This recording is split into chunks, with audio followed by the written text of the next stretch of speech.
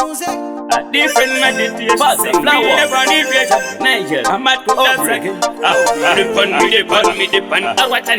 I'm mamangu wakutomilita mako ananisipa umopenda zikombo zako akundinywepera kutendi kule bako apa uripezi kututengeza runako yakawanda jendi uzaze kunyeba unotofunga kuti ini ndakadiba zakawanda zaunoita ndichinyarara nakukukuza mfunzo opa wandipendura yakawanda jendi uzaze kunyeba unotofunga kuti ini ndakadiba zakawanda zaunoita ndichinyarara nakukukuza mfunzo opa wandipendura Friday chechi yakapera nguwai iwewe kumba wakatoka nguwai unatofunga kuti ini ndiri wai pendura mafunzo kwete kuti boy boy baby mira ndikokoza zvachakitika iwe wakatangarinuka kama pendura mfunzo kwetoramba chingwanarama yakawanda chendiudza zvekunyeba unotofunga kuti ini ndakadiba zvakawanda zvaunoita ndichinyarara nakukukuza mfunzo opa wandipendura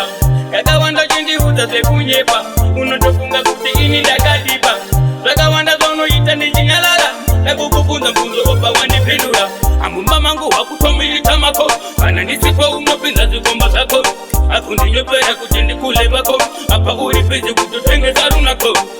zakwana ndaneta handichada nezvako mwanasikana handichada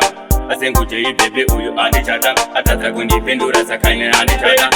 yakawanda chendiudza zvekunyeba unotofunga kuti ini ndakadiba zvakawanda zvaunoita ndichinyarara nakukukunza mfunzo opa wandipendura yakawanda chendiudza zvekunyeba unotofunga kuti ini ndakadiba zvakawanda zvaunoita ndichinyarara nakukukunza mfunzo opa wandipendura Friday chechi yakapera nguwai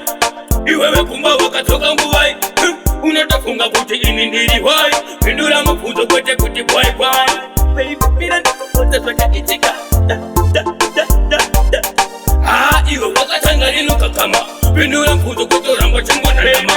yakawanda chendiudza zvekunyeba unotofunga kuti ini ndakadiba zvakawanda zvaunoita ndichinyarara nakukukunza mubvunzo opa wandipendura yakawanda chendiudza zvekunyeba unotofunga kuti ini ndakadiba zvakawanda zvaunoita ndichinyarara nakukukunza mubvunzo opa wandipendura amumba mangu wakutomilita mako kana ndisipo unopinza zvikomba zvako akundinywepera kuti ndikule vako apa uri pezi kutotengesa runako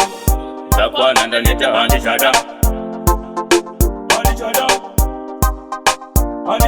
atadza kundipindura sakaini handichada